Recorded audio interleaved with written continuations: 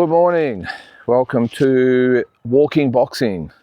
It is Wednesday, May the 14th, 2025, and it is fight day.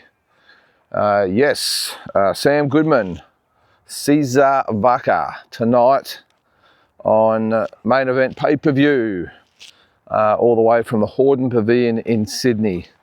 So we'll go through that in a second actually. We had the weigh-in yesterday and of course the fights, as I said, tonight. But on this day, firstly, only sort of one thing of note I sort of found today. It's interesting, some days you have about 10 things that you can go through and others there's only one, like today, and it was in 2011.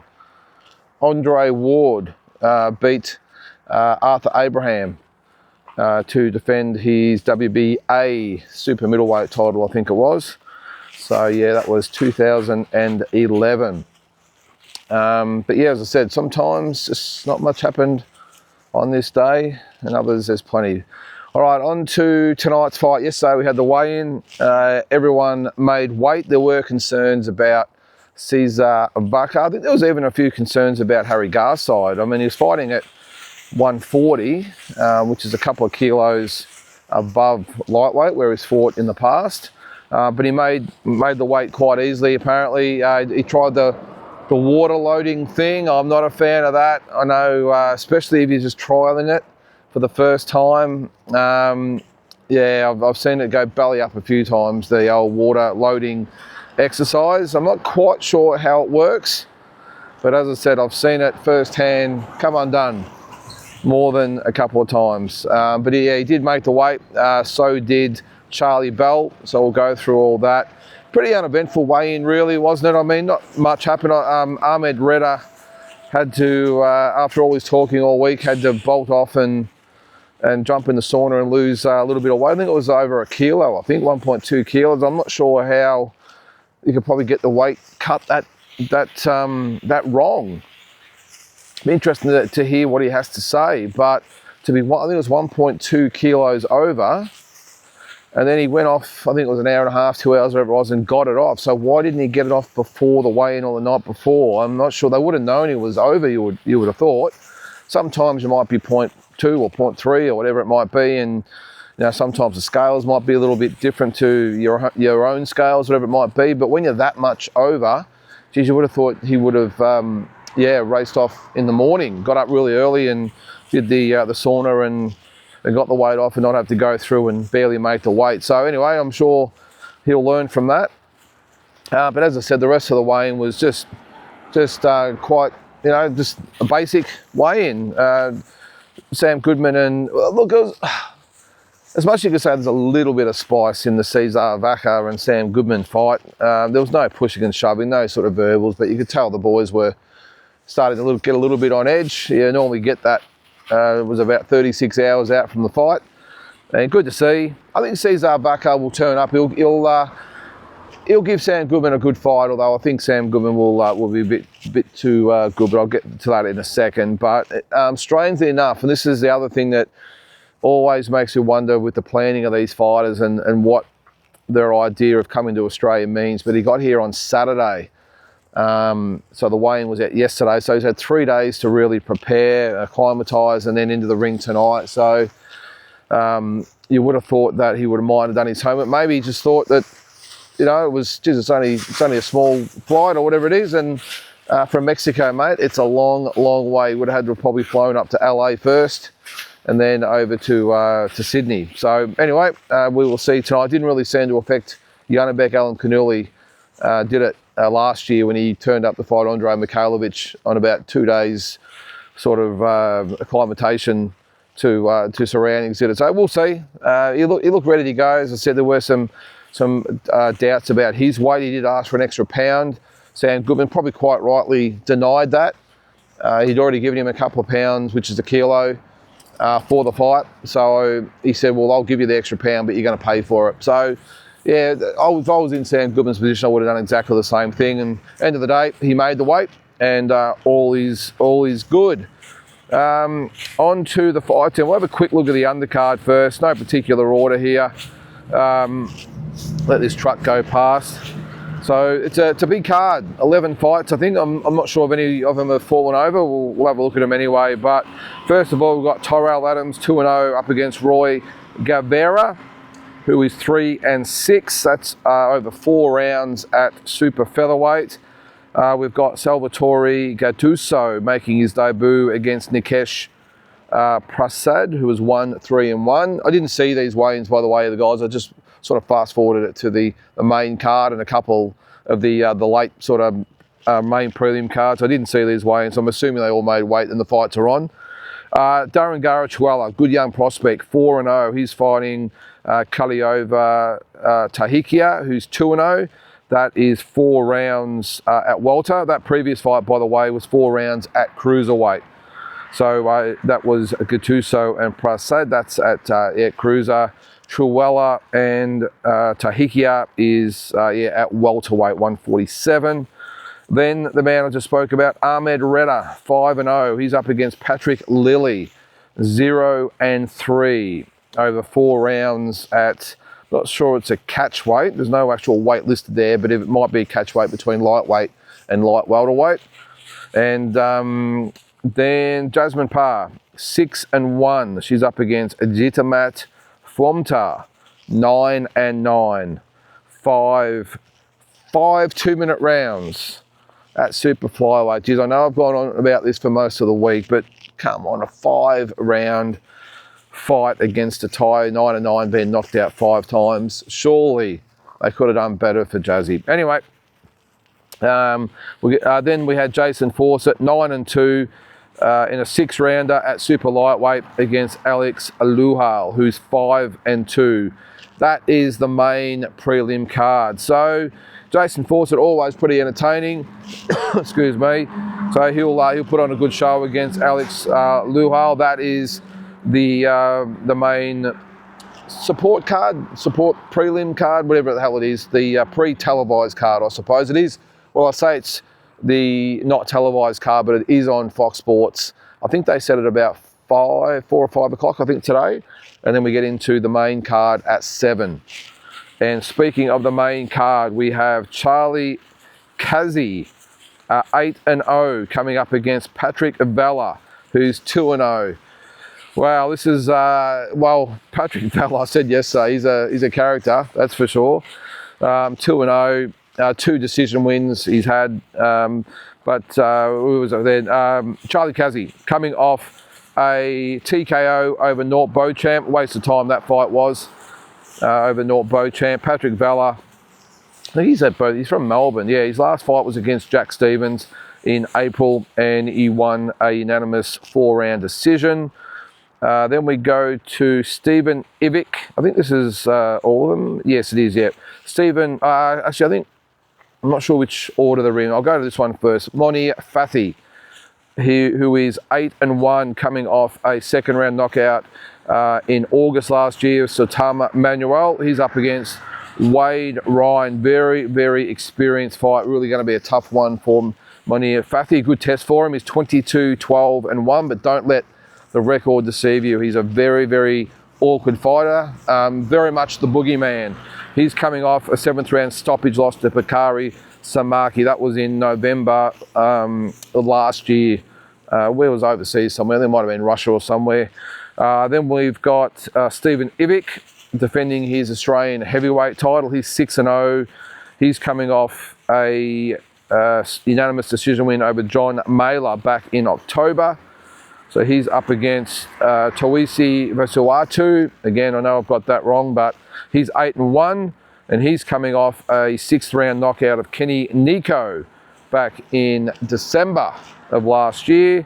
Then we go to the co-main, Charlie Bell, who is 5-1, coming off a 6-round decision over Patrick Clark back in, when was it? Hang on, I've just gone past that there.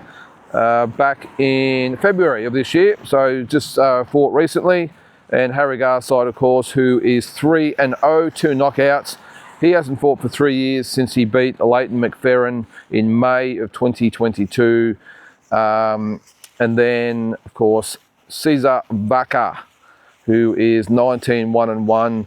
He last fought in February. He had a 10-round decision over Joel Cordova.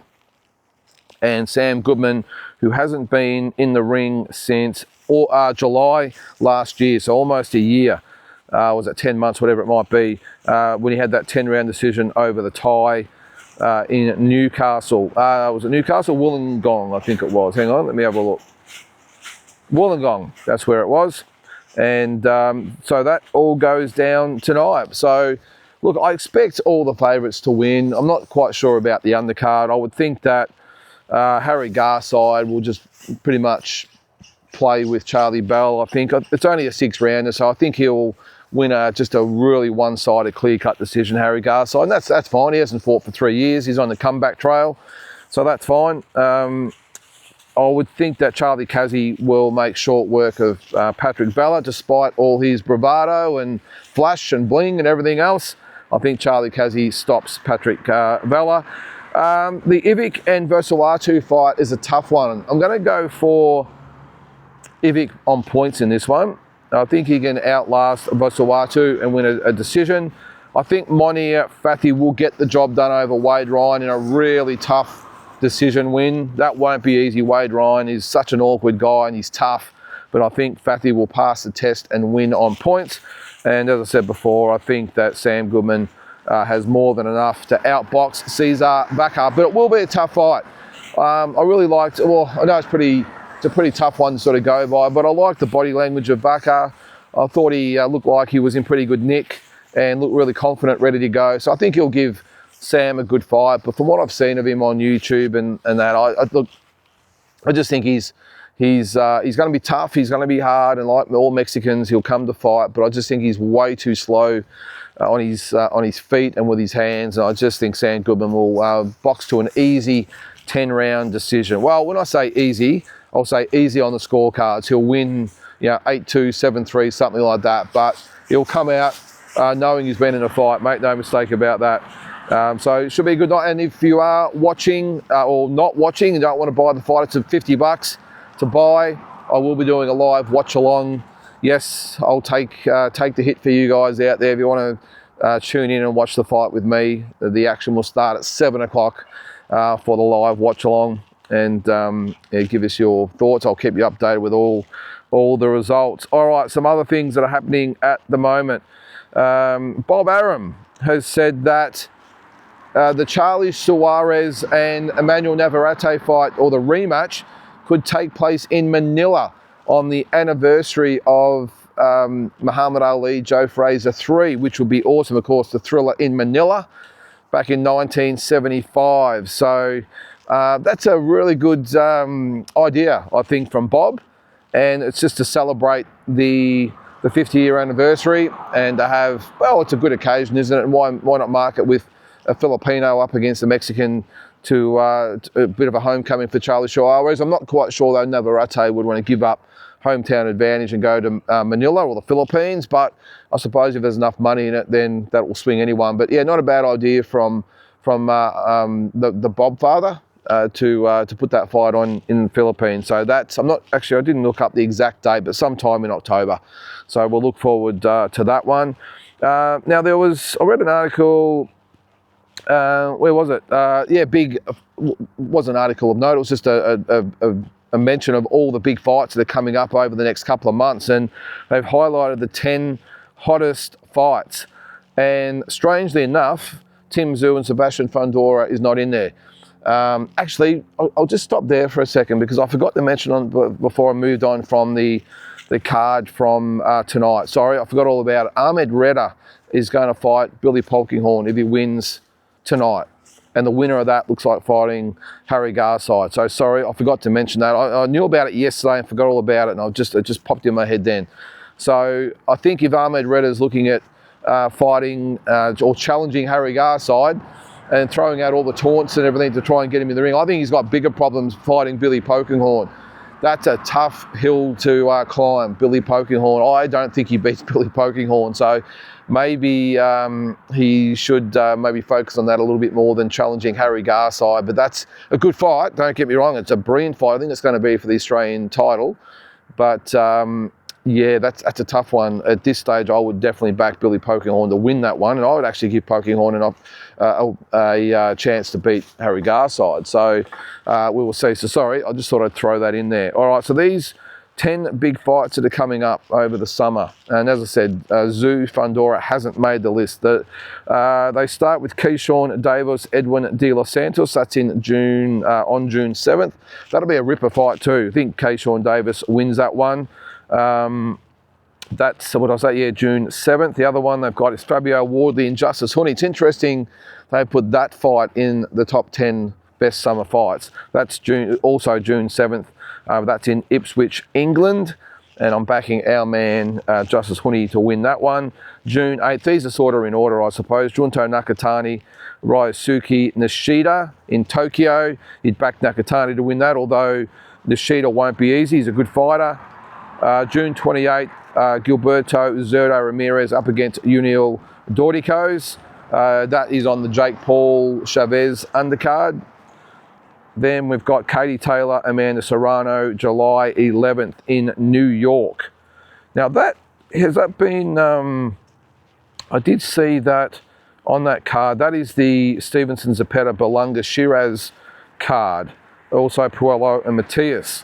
So is that part of that, or is it must be? Oh no, one's on July 11th, one's on July 12th. Sorry, I'll take that back. All right, so ripper weekend of fights. And then, of course, July 19, Usyk and Dubois in London, England. Bam Rodriguez, Pumaleli, Cafu also on July 19, but that's in Frisco, Texas. And then the honourable mention was Barrios and Pacquiao. No mention of Tszyu and Fundora, but the other fights in there they've listed as honourable mentions. We've got Jai Pataya and Claudio Sequoia, June 8th. Richard Nitch and George Kambosos, of course, on June 14. Brian Norman, Jin Sasaki on June 19. What was the other one there? They're probably the main fights there. Yeah, so I think it's more so in the order of the dates, but I think they've got a few that they've left out there, as I said, including no mention at all, by the way, of Tszyu and Fundora even on the honourable mentions, which is unusual, isn't it? Considering that it's a big fight and a lot of the American fans are really looking forward to it. So anyway, but they're the big fights coming up, and I suppose all things aside, what a couple of months of fights we have. Bit of money to fork out though, I would think, as far as pay-per-views and all that sort of stuff goes, but we will see. And of course, all the ones that are heading over there for the fights. But I tell you what, if you're thinking about it, of going, July, if you went to New York first, you could go to the big Katie Taylor, Amanda Serrano card on July the 11th in New York. The following night in New York, you could go to the Shiraz, Belunga, Zapata, Stevenson, Matias, Puello, and Kataev Morel card, still in New York, and then fly across to Las Vegas and do the Pacquiao Barrios Tszyu Fundora doubleheader. Wow, that's got some merit, hasn't it? So yeah, it's something worth thinking about. That's definitely something to think about. I actually had it in my head that the four fights in New York were actually on the same night as Tszyu, Fundora and Pacquiao and Barrios, but tell you what, it's food for thought to maybe get over there. So if you are looking to go, that's a pretty good double header. That would really make the trip worthwhile, wouldn't it? To go to New York first. Not cheap in New York, I'll just give you the tip on that. Vegas is a hell of a lot cheaper. But anyway, I'll be giving it some thought. I haven't made up my mind yet, but I will as the date gets closer, although it is closing in pretty fast, isn't it? It's only a couple of months away. So, look, guys, I think that's going to do it for today. I've got a bit of catch up in the office today to do a few things, and then I'll be settling into the fights tonight and hopefully enjoying a really good night of boxing. And look, I will say I've got a feeling that even though they're not the biggest names out there, and it's debatable about paying the $50, all that sort of stuff, with so many fights on the card, you'd bet that there'll be a few good ones in there. And I will give No Limit credit. They do match up well most of the time match up the undercards pretty well, so we get a few action fights. I'm just more than hoping, or more so hoping that the Goodman and Vaca fight is entertaining, because it's going to be a long night if it's not. So anyway, again, if you want to tune in, come to the YouTube page at 7 o'clock, and I'll do a full review of the fight tomorrow as well. So guys, have a great Wednesday. We'll catch you tomorrow.